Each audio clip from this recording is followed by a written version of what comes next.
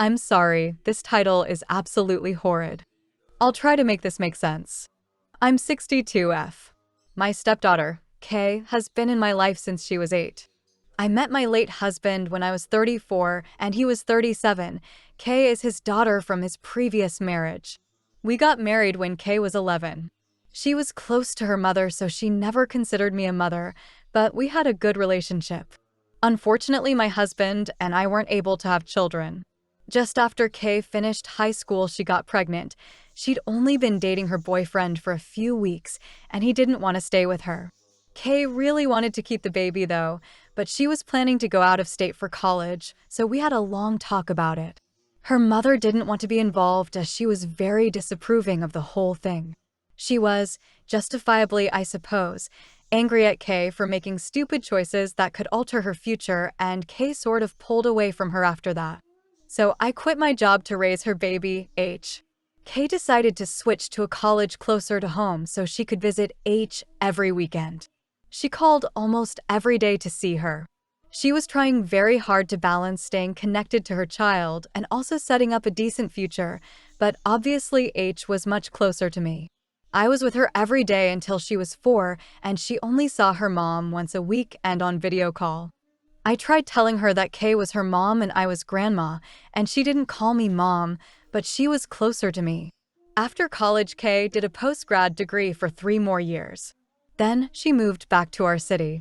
She tried really hard to build a close relationship with H, but by that time she was 7, and even though they did become close, she would always sort of come to me first for things. Kay was sad about this, but we didn't really talk about it. Eventually, Kay got married and H lives with them, but she visits me multiple times a week and we text every day. Kay's dad also passed, which was really hard for both of us. So H just graduated from high school and she was selected to give a speech because she was a standout student. Smiley face. She called me and asked if it was okay if she mentions me. I said that's really sweet of her, and of course. Kay and her husband and I went to it together. In the speech, H talked about how her best childhood memories are the stories I told her, and it was really sweet. She only mentioned Kay in the bit at the end where you thank everyone who helped you get here and whatnot. Kay didn't say anything during the party, but afterwards she told me she felt like I always encouraged H to stay closer to me than her, like I was competing with her. She said that I wanted to be a parent so badly that I took it from her. I just want some unbiased opinions. Comment 1. NTA. Your stepdaughter is hurting and lashing out at you. I don't think this speech was in any way an affront to Kay. You hold a very special place in H's heart, and the speech just recorded that. Kay was the one that left for college and then post-grad out of town. She made choices that put some distance between her and H early in life, but frankly, aside the close relationship you have, it seems more an insecurity of Kay than any relationship issues between them. Kay could talk to a therapist about this or with some friends, that might help. Also, congrats to H. Comment 2. Nah. When I was a little girl, my father wasn't very involved in my life. Instead, my uncle was the one who helped me along the way. He was my main paternal figure, and most of my important memories are with my uncle. Now that I've grown, my father wants to replace those memories and it's simply impose. Don't feel bad, you provided amazing memories for H and she most likely understands that she has a mother and a very important maternal figure. H's mother can't change that. Comment 3. NTA. Kay's comment has nothing to do with you, and everything to do with herself. She is sad and jealous, and I honestly get it. She has worked so hard to create a good future for herself and her daughter, but kids don't bond with hard work. They bond with the people that bandage scraped knees, read bedtime stories, snold bad behavior, celebrate victories and so on. It sounds to me like it might be helpful if the 3 of you sat down for a heart-to-heart. Just don't pull away from your granddaughter to try and foster a closer relationship between her and her mother. It likely won't work, and can leave your granddaughter with no one. My parents got divorced when my siblings and I were in middle school/high school. We're now in our 20s. Dad got married 2 years after the divorce.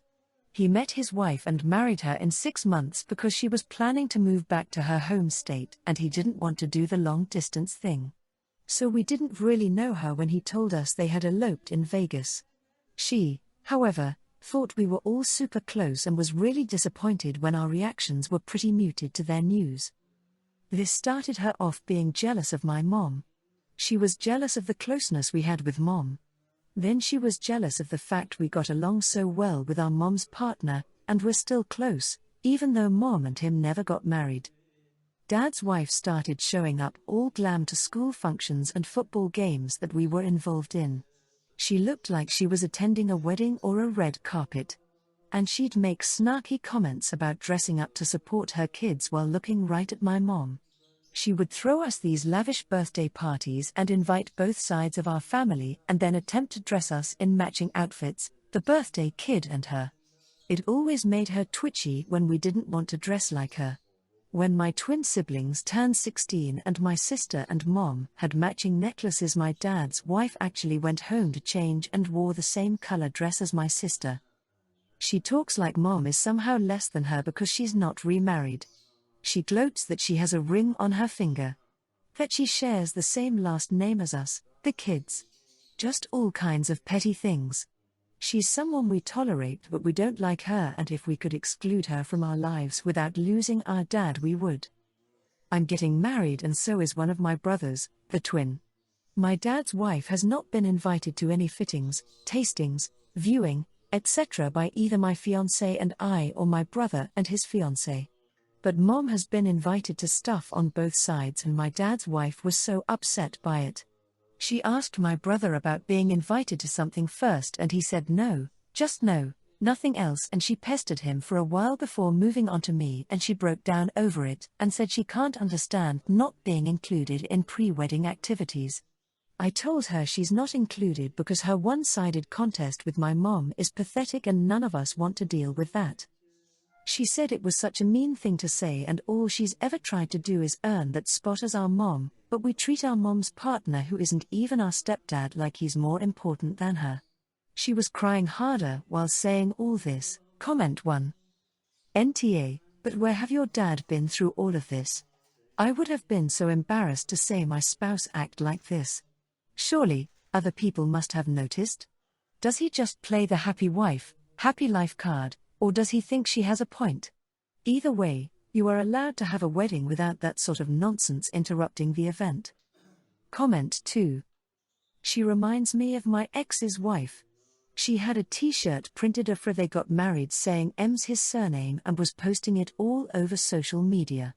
She turned up at my kids' schools trying to get into their parent-teacher meetings but was turned away. Their father has barely no contact with our kids. When he had just left, they would try to ring their dad and she wouldn't put him on the phone. She kept up this immature stuff over the years and it had a hand in alienating her from my daughter's lives. She seems jealous of your mother and it's stupid. She had no right to be part of your weddings, and if she don't like it, tough. Comment 3. NTA -99% of problems I see between kids and step-parents comes when the kids are forced to see the step-parent as a new mother/father figure. She is your dad's wife, and nothing more to you because she tried to force it. I'm betting that your mom's husband hasn't forced you to see him as a second father, which is why you have a better relationship with him. You're not emotional support kids for your stepmother. Her trying to earn the spot of mother is nothing more than her ego. She should have focused on forming a real relationship rather than forcing you to feel a certain way about her. I'm a former foster kid who ended up with an incredible foster family who eventually adopted me when I turned 18 because I wanted to create those legal ties with them. I credit them with giving me a good life after 7 years of a shit one. But I don't credit my former social worker for that success at all. So background. My mom lost custody of me when I was 5 and her older kids when they were 11 and 12. They had a different dad to me. I'm not sure what happened there, but when we were first taken from our mom, we were placed with a family member who eventually decided she didn't want us, and we were then placed in the same foster home. But my half-siblings hated me. They were always telling me I shouldn't have been born, trying to make me cry, They said my dad was dead and they were glad because he was shitty and that I was shitty too and I should be dead like him. I never knew who my father was and I don't know his name, no name on my original birth certificate. This started before we were taken into care but continued until I was finally separated from them after an incident when I was 6. I was placed in 7 different foster homes before finding my family. My former social worker fought against me and my half-siblings being separated, and even when she lost the ability to keep us together, she insisted on visits between the 3 of us. I told her how they treated me, I recorded it once with my family's camcorder and she didn't care. The visits stopped once my half-siblings aged out of the system.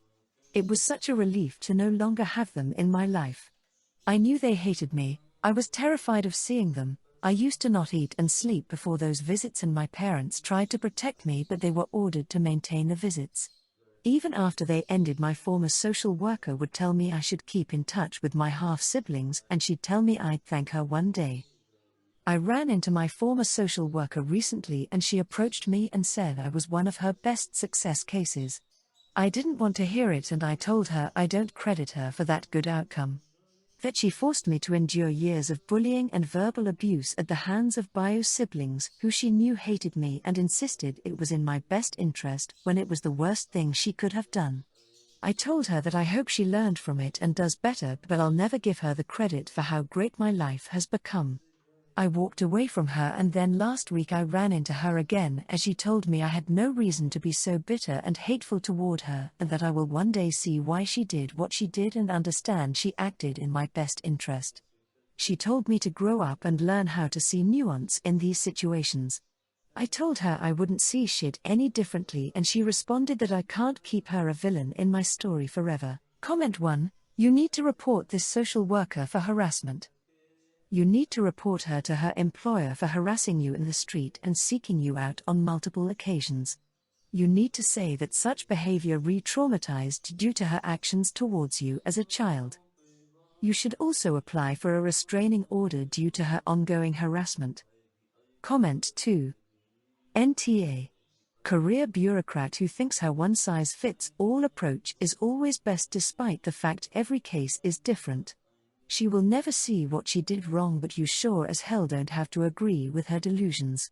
If she ever says she can't always remain the villain to you again, I would respond with something like wanna bet? I 28F have just received a fairly large inheritance. It includes a farm with 80 acres of land with 2 separate houses on it and just over $750,000 in cash among other things from my grandparents. My stepsister 32F and I have never been close. When my mum and stepdad got together, she made it quite clear that we aren't family and she doesn't like me or my mum. She's a single mum with 4 kids and is really struggling. Our country is in the middle of a housing crisis and a cost of living crisis, and they have just been evicted from their rental property for non-payment of rent. They are currently living in one room at a pretty crappy motel paid for by the government. My husband and I already own a nice 3-bedroom unit and are fairly financially comfortable even without my inheritance due to a lot of hard work on our part. When my inheritance came through, I gifted my mum and stepdad the money to clear their mortgage so they now own their own home along with enough to go on their dream holiday.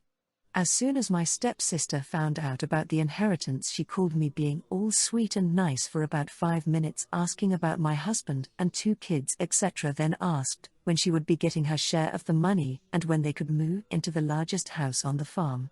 It took me about 5 seconds to start laughing before telling her that I'll only be helping family.